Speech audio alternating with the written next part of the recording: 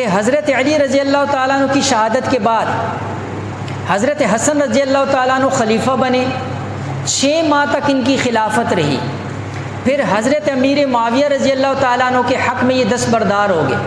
انہوں نے خلافت چھوڑ دی۔ حضرت امیر معاویہ رضی اللہ تعالیٰ عنہ کے ہاتھ پر انہوں نے اور حضرت حسین رضی اللہ تعالیٰ عنہ دونوں نے بیعت کر لی۔ حضرت امیر معاویہ رضی اللہ تعالیٰ عنہ کے بعد ان کا بیٹا یزید وہ تخت نشین ہوا۔ اس نے مدینہ کے حاکم ولید کو یہ پیغام بھیجا کہ حضرت عبداللہ ابن عمر، عبداللہ ابن زبیر اور حضرت حسین رضی اللہ تعالیٰ عنہ سے میری خلافت پر بیعت لو۔ جب وہ ان کے پاس آیا، عبداللہ ابن زبیر رضی اللہ تعالیٰ عنہ وہ تو وہاں سے روانہ ہو گئے مکہ کی طرف، عبداللہ ابن عمر رضی اللہ تعالیٰ عنہ بھی یہ جو ہے ان کو قاصد کے جب پیغام پہنچا تو ملنے کے لیے چلے گئے۔ انہوں نے ان کو اطلاع ملی حضرت امیر معاویہ رضی اللہ تعالیٰ عنہ کی انتقال کی، حضرت حسین رضی اللہ تعالیٰ عنہ، لیکن انہوں نے بیعت کے حوالے سے کوئی بات نہیں کی۔ لہٰذا یہ بھی چند دن بعد مدینہ سے مکہ کی طرف جو ہے نا جی ہجرت کر گئے۔ 3 یا 4 ماہ حضرت حسین رضی اللہ تعالیٰ عنہ مکہ کے اندر رہے۔ وہاں پر عبداللہ ابن زبیر کے بھائی عمر ابن زبیر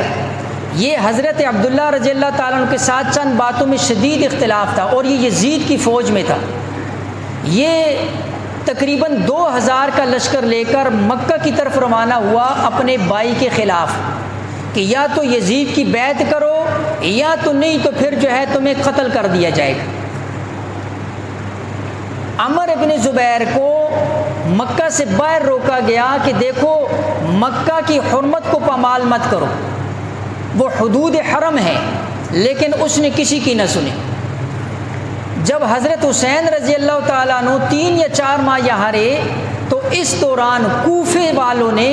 ان کو مسلسل خط لکھے، اور ایک نہیں سینکڑوں خط لکھے، اور 3 یا 4 وفد بھی ان سے ملنے کے لیے آئے کہ آپ کوفہ میں آئیں اور کوفہ کے اندر جو ہے نا جی ہم آپ کی بیعت کریں گے، اور وہاں پر ہم جو ہے نا جی کیا کریں گے، ایک اسلامی ریاست کو قائم کریں گے۔ تو ایک دوسرے صحابی عبداللہ بن مطیع غالباً ان کا نام، انہوں نے جو ہے نا جی ان کو روکا حضرت حسین رضی اللہ تعالیٰ عنہ کہ دیکھو تمہارے والد سے بھی کوفہ والوں نے وفا نہیں کی ہے، تمہارے ساتھ بھی جو ہے نا جی وہ کیا کریں گے، بے وفائی کریں گے اور تمہارے خلاف ہو جائیں گے، اس لیے تم نہ جاؤ۔ انہوں نے اپنے چچا زاد بھائی مسلم بن عقیل رضی اللہ تعالیٰ عنہ کو بھیجا کوفہ کے اندر کہ جا کر وہاں کے حالات لو۔ تو تاریخ کی کتابوں میں ہے کہ اب مسلم بن عقیل رضی اللہ تعالیٰ عنہ جب کوفہ گئے تو چند دنوں کے اندر 18,000 کوفیوں نے ان کے ہاتھ کے اوپر بیعت کی۔ جب انہوں نے حالات دیکھے انہوں نے کہا واقعی تو سب یزید کے مخالف ہیں۔ انہوں نے ایک خط لکھا حضرت حسین رضی اللہ تعالیٰ عنہ کو، اور اس خط کے اندر یہ کہا کہ آپ آ جائیں یہاں کوفہ کے اندر، یہ لوگ آپ کی بیعت کے لیے تیار ہیں۔ خط حضرت حسین کو ملتا ہے اور وہ خط کے بعد جو ہے نا جی وہ وہاں سے روانہ ہو جاتے ہیں۔ ادھر جب یزید کو پتہ چلا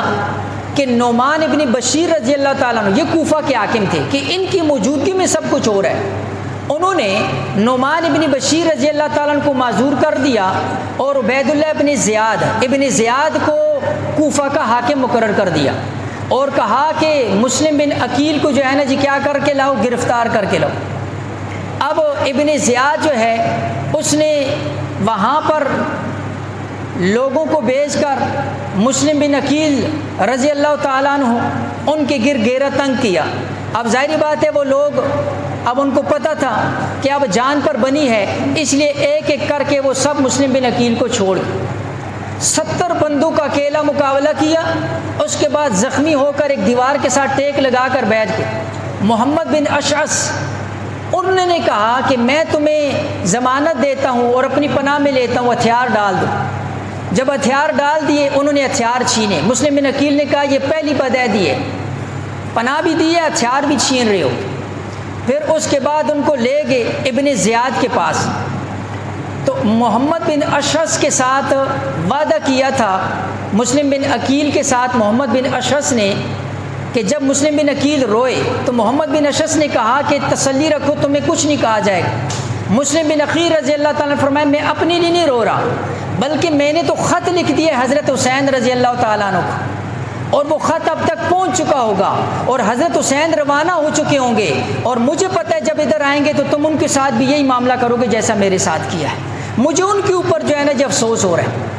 کہا اچھا میں قاصد بھیجتا ہوں کہ ان کو روکے وہ ادھر نہ آئیں۔ انہوں نے قاصد بھیجا، مسلم بن عقیل کو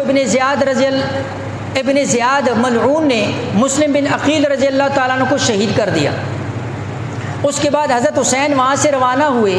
ایک مقام کے اوپر پہنچے، وہاں پر آ کر پھر ان کو اطلاع ملی کہ مسلم بن عقیل کو شہید کر دیا۔ پھر وہاں پر ان سب کو اکٹھا کیا اور مشورہ کیا کہ کیا کیا جائے۔ واقعہ بہت تفصیلی ہے، مختصر عرض کر رہا ہوں۔ پھر وہاں پر ان کا مشورہ ہوا، حضرت حسین رضی اللہ تعالیٰ عنہ نے ایک رائے آئی کہ واپس چلیں، ایک رائے آئی آگے چلیں۔ تو مسلم بن عقیل کے جو گھر والے تھے انہوں نے کہا ہم تو بدلہ لیے بغیر واپس نہیں جائیں گے، اس لیے مشورہ ہوا آگے چلنا چاہیے۔ جب آگے ایک مقام کے اوپر پہنچے تو وہاں پر جو ہے 1000 کے لشکر کے ساتھ یزیدی فوج کا جو ہے وہ بندہ آتا ہے، اور ان سب کو جو ہے نا جی کیا کر لیا، ان پورے اہل بیت کا جو لشکر تھا ان کو جو ہے وہ گھیر لیا، ظہر اور عصر ان کے ساتھ ادا کی، مغرب بھی ادا کی، ساری باتیں مذاکرات ہوئے، مختصراً عرض کرتا ہوں۔ اس کے اندر پھر حضرت حسین رضی اللہ تعالیٰ عنہ نے کہا کہ دیکھو ہم جہاں سے آئے ہیں ہمیں اسی جگہ واپس بھیج دیا جائے، ایک بات، یا مجھے یزید کے ساتھ براہ راست ملاقات کروائی جائے، یا مجھے کسی اسلامی سرحد کے اوپر بھیج دیا جائے تاکہ وہاں پر میں کفار کے ساتھ جا کر جو ہے وہ کیا کروں، جہاد کے اندر اپنی زندگی گزاروں۔ تو جب یہ پیغام ابن زیاد کے پاس آیا، کہا کہ جی دیکھو اللہ نے جنگ کی آگ بجھا دی ہے، بات صلح کی طرف بڑھ گئی ہے، لیکن تاریخ میں لکھا کہ ابن زیاد کے اس وقت اس کابینہ کے اندر شمر ذل جوشن جو ہے وہ ملعون بیٹھا ہوا تھا، اور یہ اہل بیت کے ساتھ بغض رکھتا تھا۔ اس شمر نے کہا ابن زیاد کو کہ اگر ابھی حضرت حسین کو چھوڑ دیا تو یہ مزید طاقت لے کر آئے گا اور تم لوگوں کا خاتمہ کر دے گا، لہٰذا ابن زیاد نے فوراً جو ہے نا جی احکامات جاری کیے اور شمر کو بھیجا خط دے کر، اور جہاں وہاں پر جا کر عمر بن سعید کو کہا کہ یا تو ان کے خلاف کوئی فیصلہ کن جنگ کرو یا پھر تم معزول ہو جاؤ، اور شمر کو جو ہے نا جی میں کیا بناتا ہوں، حاکم بناتا ہوں۔ اور شمر کو یہ بات جا کر وہاں پر کہی تو یہ سن 61 ہجری 2 محرم تھی، جب حضرت حسین رضی اللہ تعالیٰ عنہ اور ان کے جو ساتھی تھے انہوں نے مقام طف، جس کو بعد کے اندر کربلا کا نام دیا گیا، وہاں پر خیمہ زن ہوئے، اور ابن زیاد نے باقاعدہ یہ تلقین کی تھی کہ ایسی جگہ اس لشکر کو روکو جہاں پر پانی نہ ہو، اور ان کا پانی وہاں پر جا کر کیا کر دو، بند کر دو۔ لہٰذا 3 دن تک جو ہے نا جی یہاں مذاکرات چلے، اور اس کے اندر بھی حضرت حسین رضی اللہ تعالیٰ عنہ نے یہی پیشکش کی تھی، لیکن آخر انہوں نے کہا کہ ہم ایک ہی بات مانیں گے کہ تم یزید کی بیعت کر لو۔ حضرت حسین رضی اللہ تعالیٰ عنہ نے کہا کہ نہیں، کسی فاسق کے ہاتھ کے اوپر اللہ کے نبی علیہ الصلوۃ والسلام کا نواسا، جن کو اللہ کے نبی علیہ الصلوۃ والسلام جنت کے نوجوانوں کے سردار کے ہیں، جس نے ساری زندگی حق کے ساتھ گزاری ہے، وہ کسی باطل کے ہاتھ کے اوپر بیعت نہیں کر سکتا ہے۔ لہٰذا شہادت تو قبول ہے، لیکن یزید کی جو ہے نا جی حاکم، یہ اس کے ہاتھ کے اوپر بیعت کرنا یہ ہمیں قبول نہیں۔